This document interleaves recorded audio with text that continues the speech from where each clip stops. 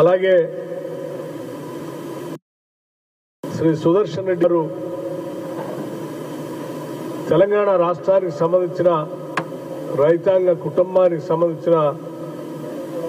వ్యక్తి కావటం, తెలంగాణ రాష్ట్రం నుంచి తెలంగాణ రాష్ట్ర కాంగ్రెస్ కమిటీ నుంచి హర్షం వ్యక్తపరుస్తూ ఉన్నాం. శ్రీ సుదర్శన్ రెడ్డి గారు ఒక గొప్ప న్యాయ కోవిదుడు. ఆనాటి ఉమ్మడి ఆంధ్రప్రదేశ్లో హైకోర్టులో ఇక్కడ జడ్జిగా, జస్టిస్గా, హైకోర్టు జస్టిస్గా, అట్లాగే అస్సాంలో చీఫ్ జస్టిస్గా, సుప్రీంకోర్టులో జస్టిస్గా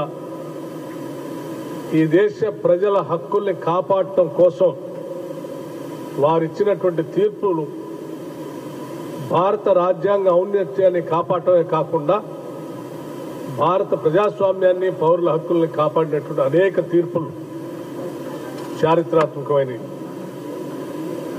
అటువంటి ప్రగతిశీల భావాలు కలిగినటువంటి శ్రీ జస్టిస్ సుదర్శన్ రెడ్డి గారు తెలుగువారైనందుకు మేమంతా గర్విస్తూ ఉన్నాం. ఇండియా కూటమి నుంచి వారిని ఉపరాష్ట్రపతి అభ్యర్థిత్వానికి ఎన్డీఏ కూటమి ప్రకటించినందుకు వారికి హృదయపూర్వకమైనటువంటి ధన్యవాదాలు తెలియజెప్పే కాకుండా తెలుగు రాష్ట్రాలకు సంబంధించిన రాజకీయ పార్టీలన్నీ కూడా వారికి మద్దతు తెలుపుతూ ఈ దేశ ప్రజాస్వామ్యాన్ని కాపాడటానికి, ఈ దేశ పౌరుల హక్కుల్ని కాపాడటానికి, భారత రాజ్యాంగాన్ని నిలబెట్టడానికి తెలుగువాడిగా ఈరోజు ఉపరాష్ట్రపతి పదవి కోసం పోటీ చేస్తున్నటువంటి అభ్యర్థిని మనమందరం తెలుగు రాష్ట్రాలకు సంబంధించిన రాజకీయ పార్టీలకు సంబంధించిన నాయకులు, పార్టీలు అందరూ కూడా గౌరవించి వారికి మద్దతు తెలిపి వారిని గెలిపించడం కోసం వారి రాజకీయ పార్టీలకు అమూల్యమైన ఓట్లు వేయవలసిందిగా కూడా విజ్ఞప్తి చేస్తూ ఉన్నాం. ఇదే ఆలోచనని పిఎస్సి కమిటీ కూడా అభ్యర్థించాలని చెప్పి ఒక తీర్మానం చేయటం కూడా జరిగింది. అలాగే భారతదేశంలో వివిధ రాజకీయ పార్టీలు భారత ప్రజాస్వామ్యాన్ని కాపాడాలని అనుకునేటువంటి వాళ్ళందరూ కూడా వారికి మద్దతు ఇవ్వాలని కూడా విజ్ఞప్తి చేస్తూ ఉన్నాం. దేశంలో పౌరుల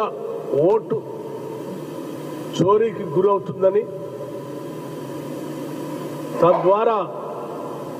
భారతీయ జనతా పార్టీ లబ్ధి పొందుతుందని, పౌరులకి భారత రాజ్యాంగం కల్పించినటువంటి ఓటు హక్కుని భారతీయ జనతా పార్టీకి సంబంధించినటువంటి నాయకత్వంలో ఉన్నటువంటి కేంద్ర ప్రభుత్వం కానీ, లేకపోతే వారికి సంబంధించినటువంటి వ్యక్తులు కానీ ఎన్నికల కమిషన్కి ప్రభావితం చేస్తూ ఈ చోరీ కార్యక్రమాన్ని పెద్ద ఎత్తున పాల్పడుతుందని ఉదాహరణలతో సహా ఈ దేశ ప్రధాన ప్రతిపక్ష నాయకుడు శ్రీ రాహుల్ గాంధీ గారు వీడియో ప్రజెంటేషన్తో సహా చక్కగా దేశ ప్రజలందరికీ వివరించిన విషయం కూడా మీ అందరికీ తెలిసింది. కేవలం ఓటు చోరీ గురించి తెలిసిన సమాచారం దేశ ప్రజలకు చెప్పటమే కాకుండా దేశంలో ఉన్నటువంటి పౌరుల ఓటు హక్కులను కాపాడటం కోసం ఆయన పెద్ద ఎత్తున బీహార్లో పాదయాత్ర కార్యక్రమాన్ని కూడా చేపట్టడం జరిగినటువంటి విషయం కూడా మీ అందరికీ తెలిసింది. దానికి సంబంధించి కూడా పిఎస్సి కమిటీలో వారు చేస్తున్నటువంటి పౌరుల హక్కులు కాపాడటం కోసం, ఓటు చోరీకి వ్యతిరేకంగా భారత రాజ్యాంగాన్ని నిలబెట్టడం కోసం వారు చేస్తున్నటువంటి పోరాటానికి సంపూర్ణంగా మద్దతు తెలపటమే కాకుండా సంఘీభావం తెలపడం కోసం తెలంగాణ రాష్ట్రం నుంచి కూడా రేపు 26వ తారీఖు నాడు రాష్ట్ర ముఖ్యమంత్రి శ్రీ రేవంత్ రెడ్డి గారి నాయకత్వంలో ఈ రాష్ట్రానికి సంబంధించినటువంటి కేబినెట్ సహచరులందరం కలిసి, అలాగే రాష్ట్ర కాంగ్రెస్ కమిటీ అధ్యక్షులతో సహా